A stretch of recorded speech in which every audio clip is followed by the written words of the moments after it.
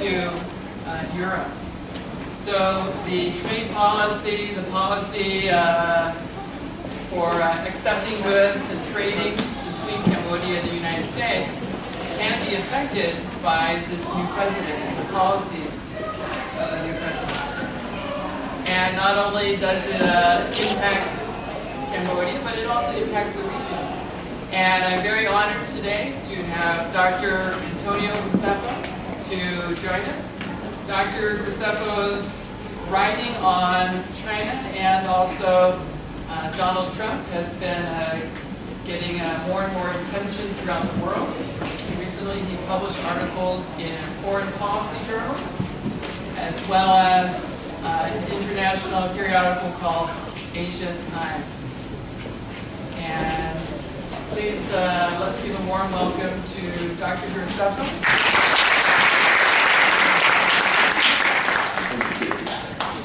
Hello. It's nice to meet all of you. Now, before we get started, let's see. I want to test your knowledge, okay? All right, so here's the test. Who's this? Are you sure? Yeah. Okay, who's this? Okay, all right.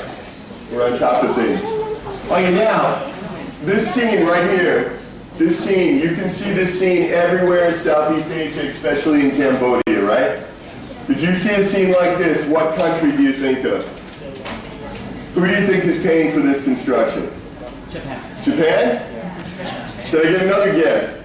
China. China, thank you. All right. So China, as you know, is very important for Southeast Asia, and that's why today my talk is about the relationship between America and China, and then how that affects Southeast Asia. As you know, China is very important. China is the #1 trade partner and #1 source of direct investment for ASEAN.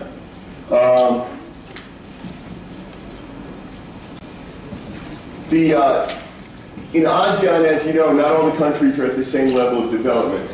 So while China is the #1 trade partner of most of them, some of the countries' economies are particularly dependent on China, very dependent on China. So again, which countries in ASEAN do you think are most dependent on China?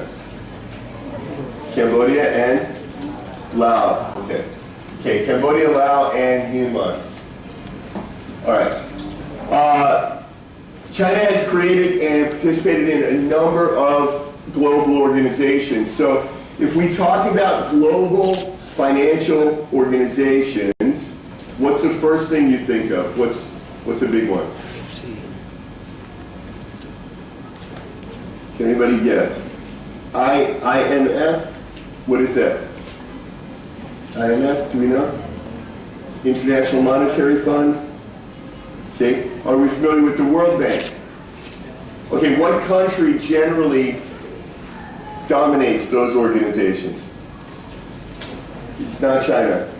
The US, right, it's the US. So what happens is China creates a lot of their own organizations, but they can have more say or more control than America. And so we've got this ASEAN-China Free Trade Area, Regional Comprehensive Economic Partnership, New Development Bank, Asian Infrastructure Development Bank, many organizations which were headed by China, were created by China to invest in Southeast Asia. China is the #1 trading partner of ASEAN. China is also the #1 source of FDI. What is FDI? Foreign direct investment. Foreign direct investment. Very good. All right. Is all this investment good? What do you think? Is it good to have this much investment from another country in ASEAN? It's good. Okay, it is good, but there are a few problems. And one of the problems is that most of the countries in ASEAN have a trade deficit with China. So in other words, China is exporting more to ASEAN than ASEAN is exporting to China. We have this ACFA, which is the ASEAN-China Association, and this ASEAN has been running a trade deficit with China ever since that started. With the exception of Thailand and Malaysia, all the ASEAN countries individually run a trade deficit with China. So Thailand and Malaysia have very developed economies, and they run a trade surplus with China, but the rest of ASEAN has a trade deficit. FDI. Although China's the largest source of FDI in ASEAN, but actually the total percentage is very small because you also have FDI from Eurozone, from the United States, from Japan, from many other sources. So actually, although China is the single largest FDI, it's actually a very small percentage of ASEAN's total FDI. Okay, the United States. Did most of you know that the United States is very important for ASEAN? Did you know that? Because I don't always think, to be honest with you, I don't think about it. Because I live here, I always think about China, right? Because I live in China and I'm at Shanghai University School of Economics, so I think about China a lot. When I'm in Cambodia, I'm always looking around at the construction sites, the garment factories, and I see a lot of China influence, China economic influence. But actually, the United States is also very important for ASEAN. There's over 1,500 U.S. companies here. U.S. foreign direct investment in ASEAN has increased from $50 billion in the year 2000, $226 billion in 2014, and it's 30% of the total foreign direct investment the U.S. makes in Asia goes to ASEAN. Right. The U.S. is ASEAN's fourth largest trading partner. So China's number one, and remember you've also got the EU, you've also got Japan. So the United States is in the top five, both with the FDI and with trade. Among the ASEAN countries, Malaysia is the greatest exporter to the U.S., followed by Thailand and Vietnam. The United States runs a trade deficit with ASEAN as a whole. Does anybody know, what does a trade deficit mean? Somebody tell me, trade deficit. Very good, thank you. So ASEAN exports more things to the U.S. than the U.S. exports to ASEAN, with one exception, which is very interesting. What's the richest country in ASEAN? Singapore. Okay, in Singapore runs a trade deficit with the United States, which I think is very interesting. The U.S. does run a trade surplus with ASEAN, but that's in the trade of services.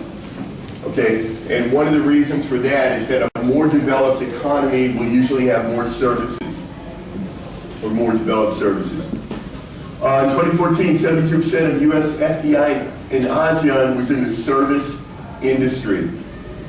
Okay, so as countries become richer, the first level of work, of industry, the first sector that a country works in is what? What do we call primary industry? It's food. Where do we get food? Agriculture, right? So agriculture is called primary industry, and that's, you know, if you think about this, thousand years ago, our grandfathers were living in the jungle, right? Did they have an insurance company? Were they trading stocks? No. Doing investments, banking? No. What were they doing? They were farming, right? Getting food. So that's agriculture, we call primary. And then what's secondary? Industry, right? Industry, factories, making things. And then the third level is what?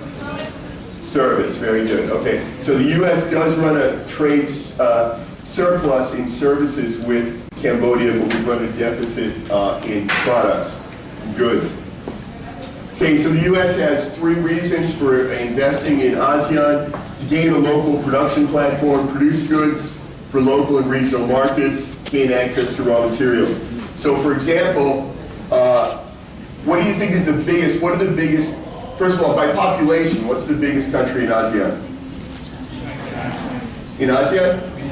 Vietnam, right? Vietnam number one, and then Thailand, right? Okay, well, it's actually probably Vietnam, Philippines, and then Thailand, but we talk about Vietnam and Thailand, both border on Cambodia. So a lot of the FDI by American companies in ASEAN, they might be producing, for example, in Cambodia, and then they sell those products in Vietnam or Thailand because it's more convenient, it's close by. Okay, it's just a breakdown of all the different goods and services that the U.S. is investing in. Look at this. Travel is really big. So global tourism. Tourism is also a form of trade, and tourism, of course, is one of the fastest growing industries in Cambodia. All right, the U.S. runs trade deficit with ASEAN. ASEAN rates a trade deficit with the U.S. in services only. U.S.-China, FDI and trade. So China is very important for the United States.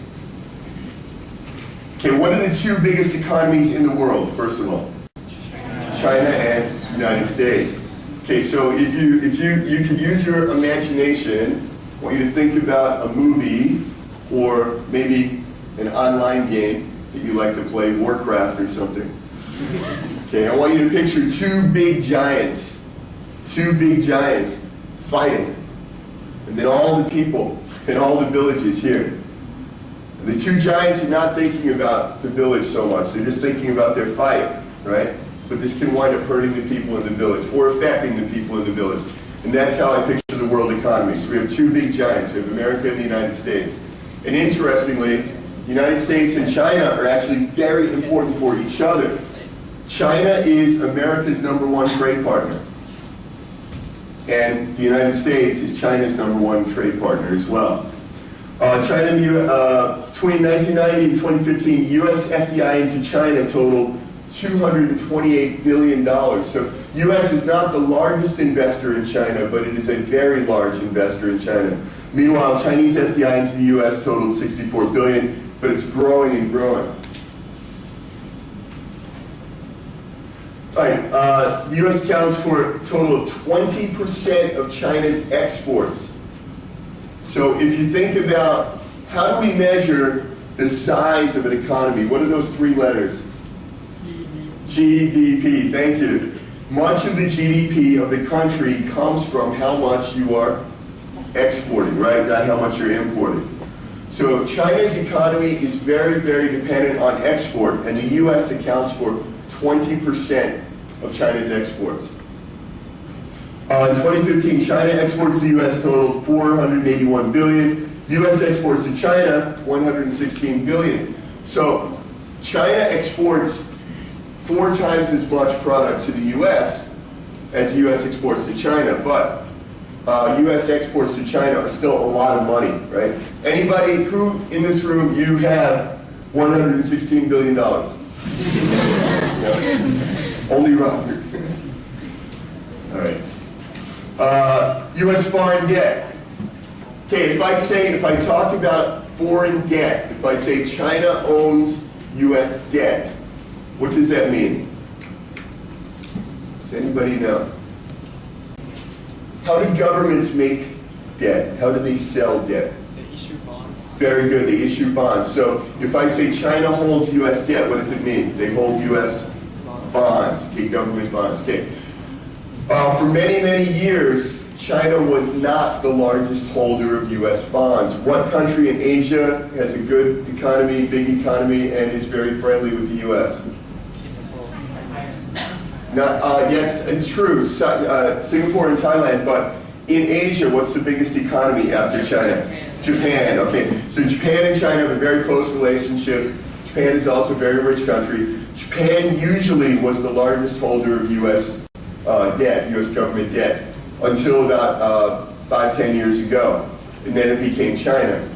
Well, in November of last year, China was having problems with their currency, so they sold a lot of U.S. debt. So now Japan is the #1 holder and China is #2 holder.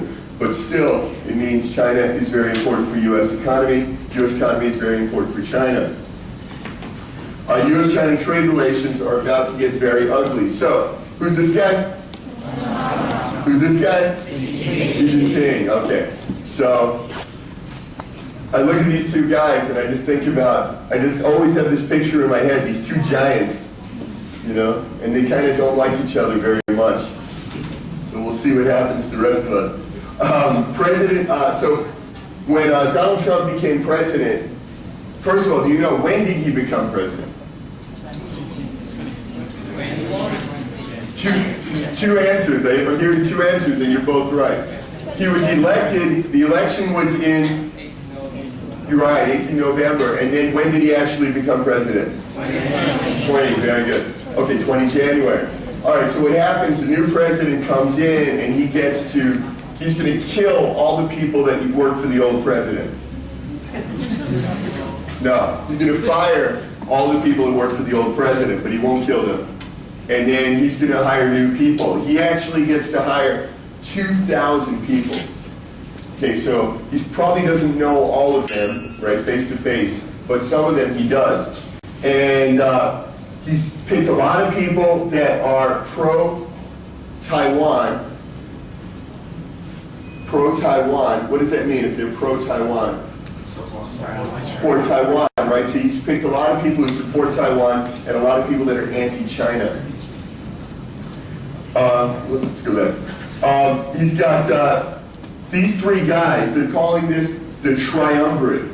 So tri means three, right? So the triumvirate, it's these three guys. We got Robert Lighthizer, Wilbur Ross, and Peter Navarro. These three guys are his top advisors, and they are all anti-China. Particularly, Peter Navarro, Dr. Peter Navarro, wrote a book called Death by China. Okay, so he probably doesn't like China very much. Now, this is me. Dr. Peter Navarro was my professor for macroeconomics, and this is his signature. Oh, you can't see it there. Okay, trust me, his signature is here. All right, there's Donald Trump, A-OK. So Donald Trump's removed the U.S. from the I had to change this slide this morning. Okay, this slide actually said Donald Trump wants to remove the U.S. from the Trans-Pacific Partnership, the TPP, but actually now it's been done. So he's removed the U.S. from Trans-Pacific Partnership. Also, he's threatened to levy 45% tariff on Chinese imports. Okay, who can tell me, what is a tariff? Right, it's for not for export, but for import, right? Okay, fine, yeah. So if China exports something, they have to pay 45% to export that product to America. How about in Cambodia? Are there tariffs on imports? Yes. What product? I'm thinking of one product that has very high tariff. Cars, right? Cars. Do you know how much percent? 120, 121, 120. Okay, 120%. We'll go with that number. Okay, so it's normal. It's normal that countries have tariffs. All countries have tariffs, and this is normal. 45% for all products from China is a very high number, though. All right. So Donald Trump says China is beating us on trade. He actually said China is killing us on trade. He also said China is eating our lunch. There's a good vocabulary for you students. Eating our lunch means they are defeating us severely. And he wants to raise this 45% tariff. There's two problems with first of all, the products from China. Why do people like products from China? Cheap. And that's the only reason. Okay, so why are they cheap? Can you guess? Why are products from China cheap? The quality is terrible. Okay, the quality is terrible. That's true. Also true. Okay. We actually say because it's made in China. Because it's made in China. Okay, but it's not. It's not made in China. But it's made here. Well, what is, okay, so let's think like economists for a minute. From an economic side, and I agree with you that products are cheap, but let's think like an economist. Why might the products be cheap? Low wages. What's the other one? One more. Low wages. There are plenty of resources. Okay, well remember, China doesn't have resources, right? China, Japan, it's very interesting. The richest countries in the world, except for the US, the richest countries in the world, China, Japan, and Germany, have almost no natural resources. And yet they're very rich. So natural resource not the issue. So one reason you said was salaries, and the other reason is because of the currency, the money. So what's happened to the yuan recently? It's declining. Who in this room receives your salary paid in yuan? My salary is paid in yuan because I work in China. I work for the Chinese government, so I get a salary in Chinese currency. So guess what? Every month, my salary is getting smaller and smaller and smaller. and I'm very happy about that. Okay, so we have two things. We have low salary. Now, again, okay, how should I say it? I don't want anybody to feel, I'm trying to offend someone. I know salaries are low in Cambodia, but let's think about this. The richest countries in the world, right? China's now the #2, but the salary is much, much lower. Does anybody know what the average salary in the United States is, the average family? Anybody guess? Teachers, what do you think? Not sure now. Okay, okay, it's around 56,000 US dollars per year, okay? So about a little bit less than $5,000 a month is the average. Okay, does anybody know what the average is in China? Does anybody know the average salary in China? Less than $8,000. Okay, so compared to the United States, it's much smaller. And if you look at other developed countries, you look at Germany, you look at Japan, whatever, salaries are quite high. But we go to China, the salary is less than $8,000. The average factory worker in the United States, we do salary by hours, not by months. Okay, so they earn $11.93 per hour, which works out to about $1,900 a month for a factory worker. A factory worker in China earns about 3,000 RMB, which is $463. So you can see a factory worker in America earns almost 5 times as much as a factory worker in China. So what happens to the product? Right, the product will be cheaper in China, right? Because that cost has to be paid by the consumer, by you when you buy the product. All right, so that's one issue. Now, per capita GDP in China is less than $8,000 a year. Now, Malaysia is a pretty rich country in ASEAN, right? Pretty good economy in ASEAN. Average salary in Malaysia is higher than the average salary in China. It's $9,000, almost $10,000. Gabon. Where is Gabon? Africa. Average salary, $10,900 a month. So China's salary, yeah, it's lower than Germany, lower than the US, but I mean, it's lower than Malaysia, lower than Gabon. Okay, who can tell me what is the poorest country in Western Europe? Greece, right? Greece has been very famous. I don't know if it's actually the poorest, but it's the one that's been very famous in the news. They have problems with their debt, with their unemployment. Unemployment in Greece, I believe, is over 50% at this point. The average salary in Greece, $18,000 a year. Okay, but the average salary in China, $7,000. But China is rich and Greece is poor. Okay, so a lot of people in the world, not just Donald Trump, but a lot of people said, hey, this doesn't look right. There's something wrong here. These salaries need to be higher. So the products are, some people believe the products are artificially cheaper, right? They're kept cheaper by keeping the salary down. So one reason why the product's cheaper is the low wages, and the other one is the currency. So US dollar, $1 US, this was last week, I didn't check this morning, it was 6.91. Okay.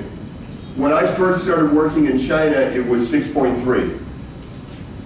Now it's 6.9, so my salary went, I worked for free. 5 days a month I worked for free because of low currency. A lot of people get confused. I know you guys are economists, well, accountants. So to make Chinese products more expensive, Do we need the yuan to go up or down? Up. So not just America, but many people in the world say, look, we want the yuan to go up because we want Chinese products to become more expensive so that it's more fair on the market. Now, Donald Trump has accused China of currency manipulation. What does that mean?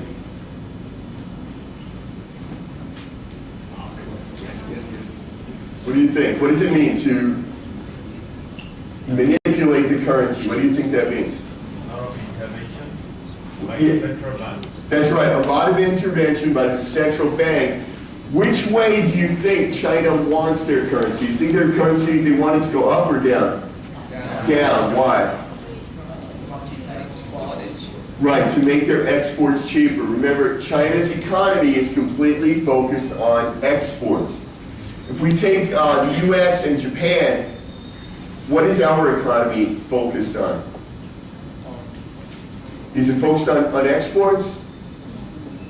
The most developed countries usually are focused on service.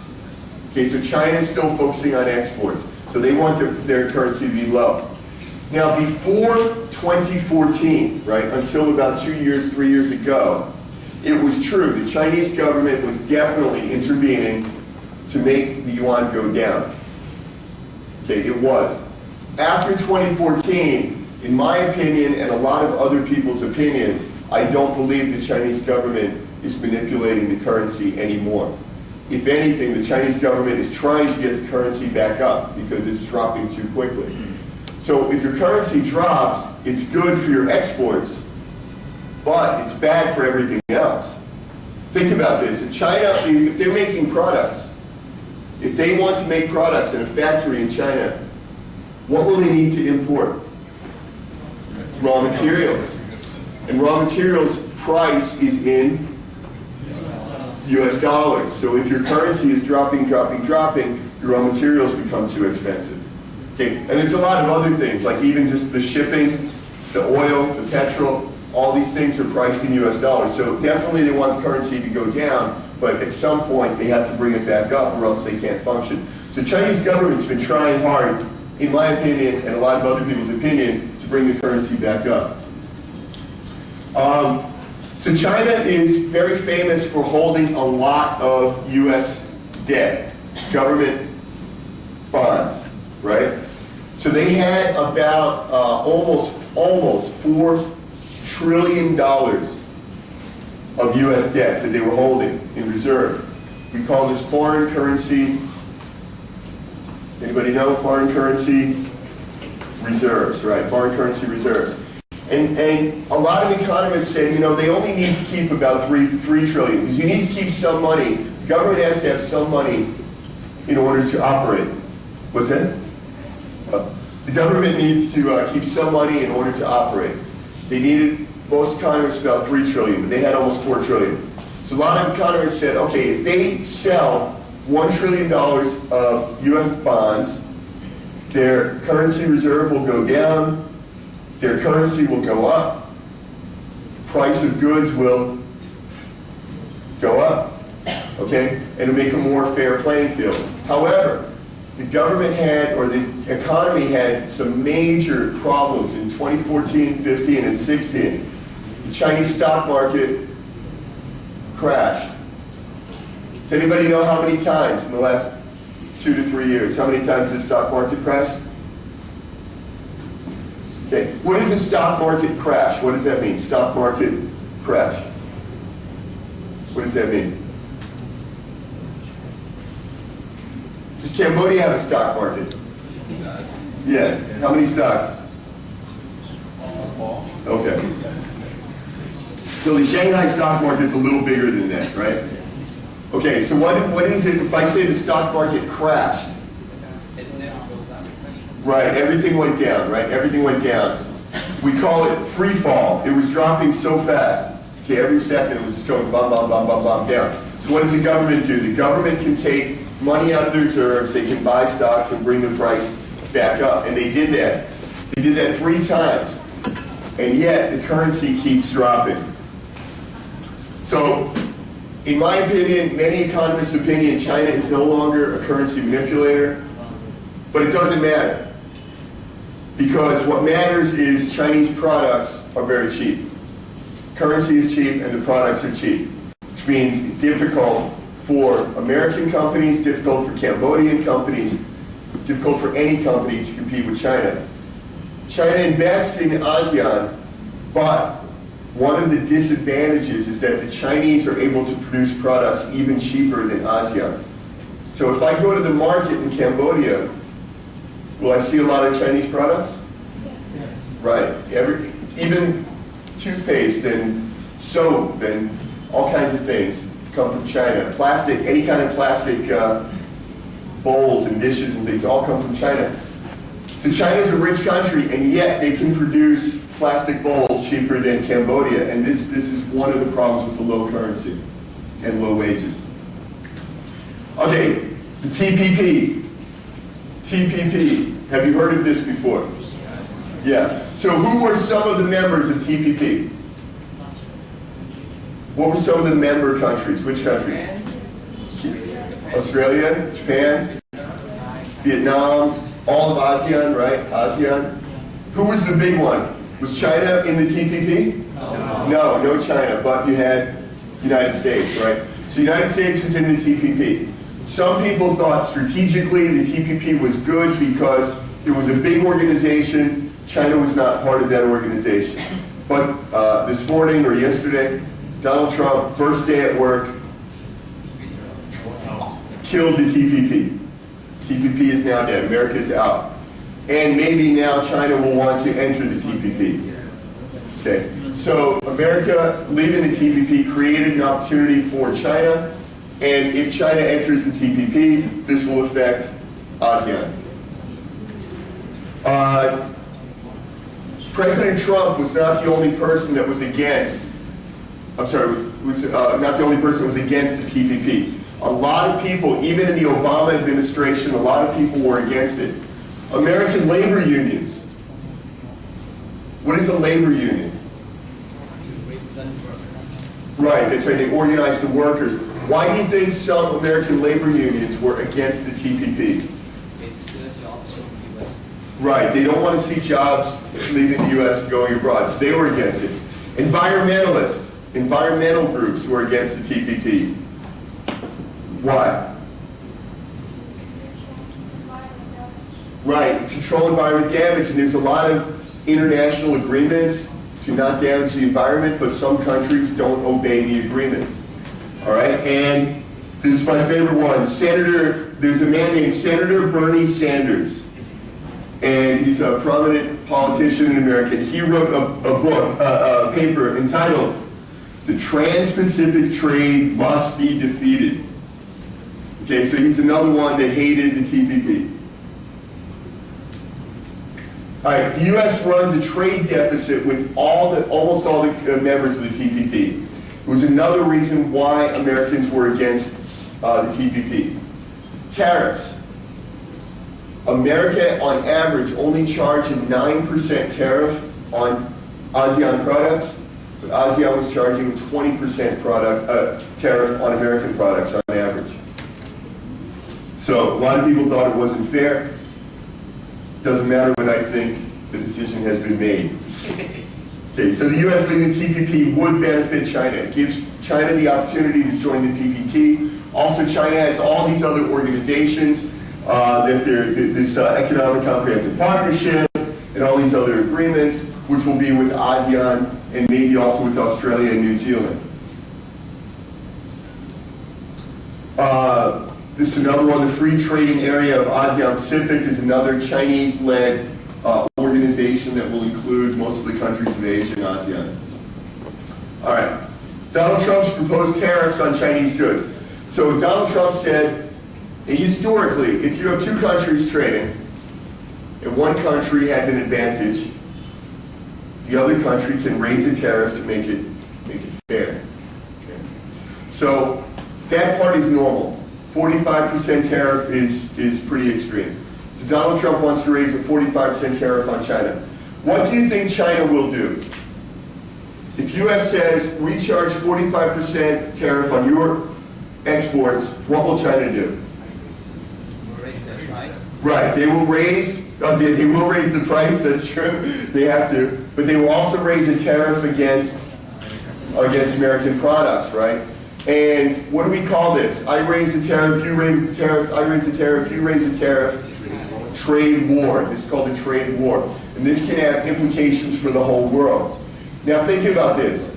China is the #1 source of FDI in ASEAN, right? FDI, foreign direct investment, #1 source, China. What if China loses the ability to sell 20% of its products to America? What's going to happen to FDI? Right, they'll take it back. They'll come back to Cambodia and they'll take all their bricks and things back to China. Okay. So this has a lot of implications because so many of the economies of ASEAN are dependent on China, particularly the smaller economies like Cambodia, Laos, Myanmar. All right, but FDI will dry up. It will slow down.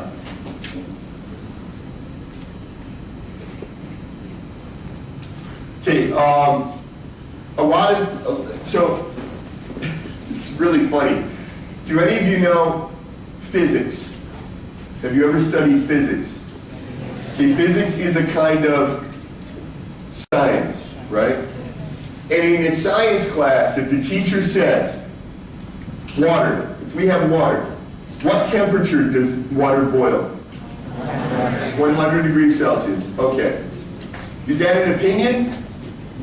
No, it's a fact, right? Always, right? Always. Yesterday I boiled water, it was 100 degrees. Tomorrow I boil water, 101 degrees? 100 degrees, right? Always. That's a science. Economics is not exactly a science. Does anybody know what we call this? It's called a social science, right? So, unfortunately, because we're filming today, I can't tell you that that's just a bunch of lies. Yeah, I can't say that because we're filming. But, so in economics, we have a lot of theories. And that's okay, that's what we do, we have theories. So I'm a doctor, right? I'm a doctor, but I'm not, you don't come to me when you're sick, right? I'm not that kind of doctor. Okay, we call it a philosophy doctor. What is philosophy? What do we do in philosophy? Yeah, we just think. Philosophy is just thinking, right? Thinking, imagining. That's what philosophy is. And that's the kind of science that economics is. We don't know for sure what will happen. So we can only predict. So some economists said, if there's a trade war between the US and China, which country do you think would get hurt worse? China, why? Why do you think China would get hurt worse in a trade war?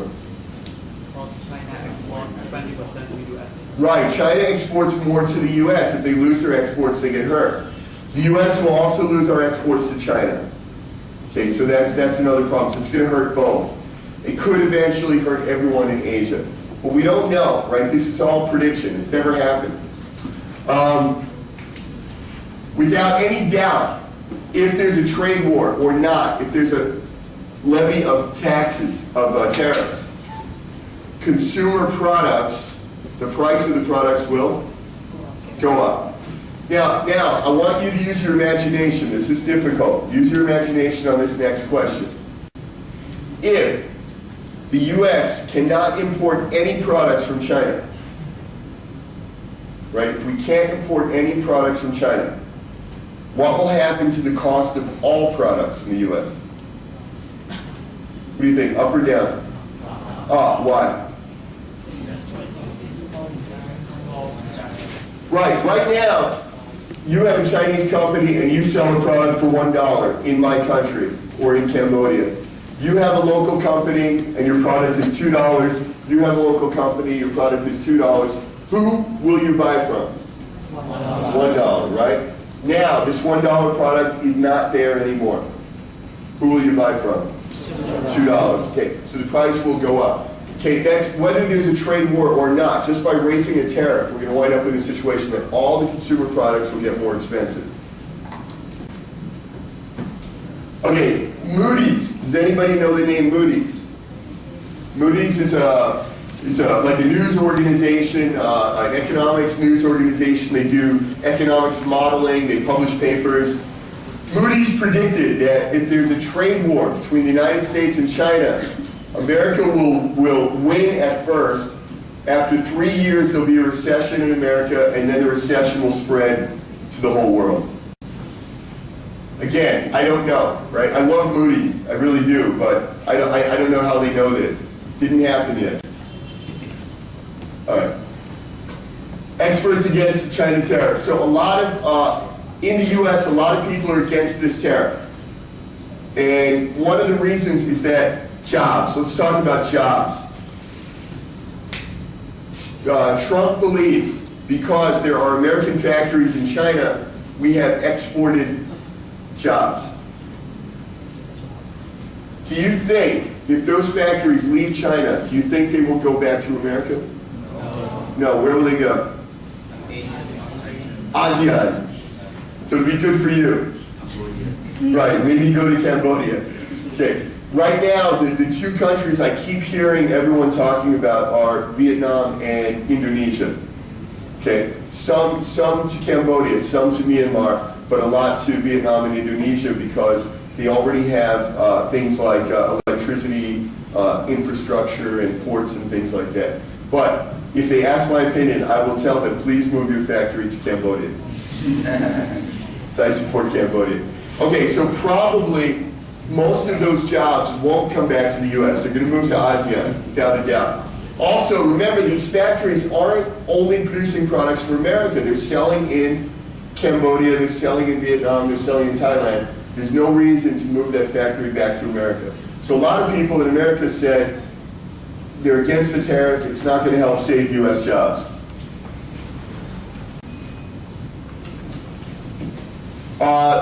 Okay, so there's one more wrinkle. There's one more wrinkle that happened in all of this mess of China and America fighting and ASEAN and that. In November 2016, the US Fed raised the interest rate, increased the interest rate. Now, what does that mean? Increase the interest rate means what?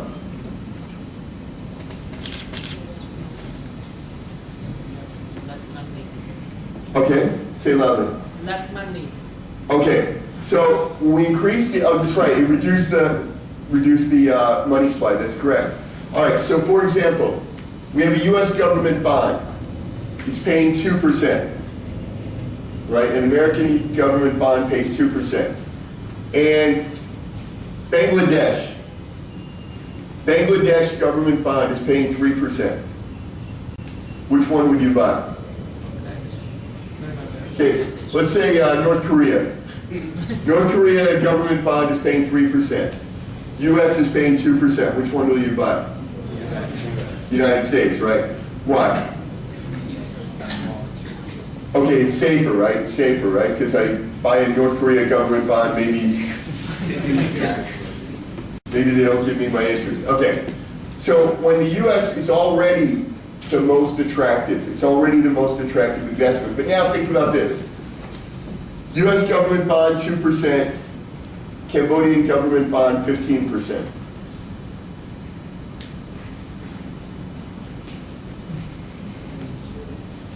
Or Vietnam government bond 15%. US government bond 2%. Is that an easy choice? You think easy? What? Which one?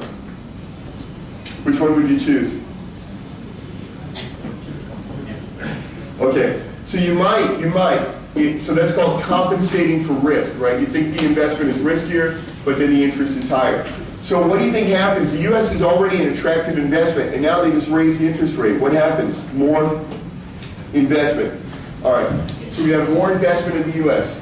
This will also drive up the currency, and this is going to make it difficult for Chinese companies to borrow. Remember, what's happening to the Chinese currency right now? It's going down. And now if they want to borrow money in the US, the price is higher. Okay, so it's going to reduce their ability to borrow on foreign markets. It's going to make their debt repayments more expensive. It's going to decrease their FDI, which is going to affect ASEAN economies as well.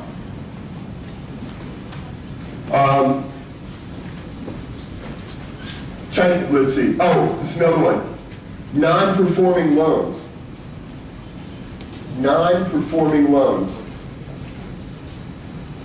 Okay, when I borrow money from the bank, I must what? Pay it back. What happens if I don't pay it back? People come to your house and beat you. No. Okay, so we call this a non-performing loan, right? That people have not been able to pay their loans. So in China, non-performing loans are increasing. In fact, right now, corporate debt in China is now at 150% of GDP.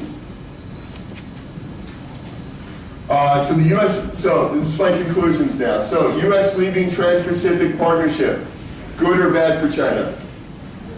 Good. Good or bad for ASEAN? Not, unsure. Unsure, right? Unsure. U.S. levying a 45% tax on Chinese products. Who will it hurt first? China. And then maybe U.S. and eventually the whole world, and especially ASEAN could be hurt by that. My recommendations, but nobody listens to my recommendation. My recommendation is that Xi Jinping and President Trump need to sit down and renegotiate. The trade arrangements that we have right now are unfair. China levies a 20% tax, U.S. levies a 9% tax.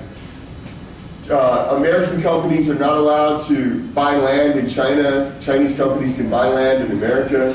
Many restrictions. It's not fair the way it is, but we also don't want a trade war. So I hope they're going to renegotiate. What this all means for ASEAN. So the Fed rate hike is going to wreak havoc on the Chinese economy and drive the Chinese currency down even further. Right now, because of the Fed rate hike, it's going to hurt the Chinese economy. And then if we start levying taxes, it will also hurt the Chinese economy. So foreign goods and exports to China will become expensive. So anybody in ASEAN that's exporting to China will now see a reduction in sales. Imports from China will become cheaper, so that's the good news. Right? We can buy more Chinese stuff. Chinese FDI will most likely decrease. Now, this is really interesting for Cambodia. Professor Casey mentioned about one of my papers that was just published in the Asia Times, but it was about the Phnom Penh housing bubble. Right? So what about the housing, the price of apartments in Phnom Penh? If I want to buy an apartment, is the price high or low? High. Who do you think is buying a lot of those apartments and making the price go higher and higher? What's that, government? It's a lot of Chinese investment, but it's not the Chinese government, it's Chinese people, Chinese families, Chinese businessmen. Because why? Cambodia has one tremendous advantage. What do you use for money in Cambodia? Real, okay, and US dollars. This is huge. So I'm in China. This is real. I'm in China. I get my salary. My salary is smaller every month by 10% because the yuan is dropping. Okay, so what do we want to do? We want to take our money out of China and put it in Cambodia. Why? US dollars. It's huge. So a lot of people in China, when the Chinese economy is having problems, private investment in Cambodia actually increases. So that could happen now, because it's about to, the Chinese economy is about to have a big turbulence, which means probably private investment in Cambodia will increase, and in ASEAN in general. Raw materials imported from China will, anything imported from China will become cheaper. Chinese FDI will decrease, private investment will increase. Okay. I know most of you, so every time, I go around the world, I talk to university students, I talk to researchers, and I talk to business owners. When I talk to business owners, I give them some advice about what business to do. Since you're college students, my advice to you, learn Chinese. Okay, no matter what happens, right? No matter what happens, China is always going to be very important for the Cambodian economy, right? If there's a trade war, not a trade war. If there's a real war, not a real war. America and the TPP, China and the TPP, it doesn't matter. China is always going to be here. It's always going to be very important. I advise you to learn Chinese. You already speak English, I hope. Do you speak English? Yes. I've been talking for an hour. If I find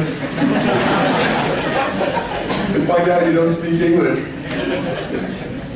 All right, so there's opportunities for you. Now, students always ask me, what opportunities can I look for? Look, absolutely you need to learn Chinese. Another thing you can look for, any business you can get involved in that facilitates investment. In other words, Chinese people. We're not talking about the government. We're not talking about the big companies now. We're talking about individual Chinese people want to invest in Cambodia. That's the business to be in, helping these people do investment. And what's the number one thing that they want to invest in? Infrastructure. The infrastructure is government investment, right? Well, what about individuals and companies? What do you think they want to invest in? Okay, factories for businesses, and then we've got a lot of apartment investments. People are buying apartments because they can come here with yuan, buy an apartment which is valued in dollars, and when the price goes up, they sell it and they get dollars. All right, and of course, Cambodian real estate until recently was going up very, very quickly. And it probably will again in the future. If taxes and tariffs are increased on U.S. firms in China, they will relocate. Some may come here. Some of those, if American companies are kicked out of China or it becomes too difficult to operate there, they will move to ASEAN. And it will definitely be ASEAN. It won't be India. It won't be Bangladesh. It will be ASEAN. Look for those opportunities. When I used to do investment business, I used to read the newspaper every morning, and one thing I was looking for was announcements. New company coming soon. Contact that company before anybody else, before they even open the door. Okay, when Warner Brothers movie company opened in Germany, they opened a park in Germany. I read that in the newspaper. I took the train to that city. I went and knocked on the door, and I applied for a job as their translator, and they hired me because they hadn't even made an advert yet looking for a translator, and they hired me right on the spot, and I got to work for a big American movie company. Okay, so you can find these kind of opportunities, but you need to be smart about finding the information before anyone else. You can get it on the newspaper or on the internet. It's amazing, everything's available on the internet. And always believe everything you read on the internet. Yes or no? No. Oh. Okay. Prepare to sell goods and services to Chinese and U.S. firms. Another thing, you can have Chinese firms coming here and U.S. firms. Be prepared to be the person who sells them advertising or stationery, anything they need, services. These are things, even as a student, you can do. Who has ever eaten at Pizza Company? Have you ever eaten at Pizza Company? Do you know about Pizza Company? Have you seen it? Okay. Do you know who the owner is? You do. Who's the owner of Pizza Company? His name is Robert Hines. He is the richest foreigner in Thailand. He's American. He earned his first $1 million when he was a high school student. In Thailand. He was going to school. He was in high school in Thailand. He's American. He was going to high school in Thailand. He saw all the big buildings. They're building all the big office buildings. So 30, 40 years ago, right, Bangkok looked the way Phnom Penh does now, where we see all the buildings. And he said, somebody needs to clean the inside of those buildings. And he started an office cleaning company when he was 16 years old. And he couldn't drive, so his mother would drive him to the building. And then he had a crew of adults who worked for him. And they cleaned the buildings all night, and then his mother would drive him back and he'd go to school in the morning. He earned $1 million, and he used that money to make a pizza company. So these are the kind of opportunities you can have if you're clever. Now, if anybody, I don't know if this applies to anybody, but if you're interested in investment, the debt market in China is becoming very interesting. The government companies are now, their debt is increasing, and the government's going to have to at some point bail them out. This debt is available for sale. There's now people buying it and making money on that.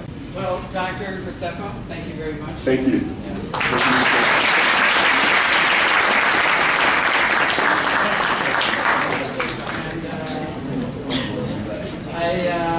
I also will take your advice to continue trying to learn Chinese. Newly Tracy. Nice to meet you.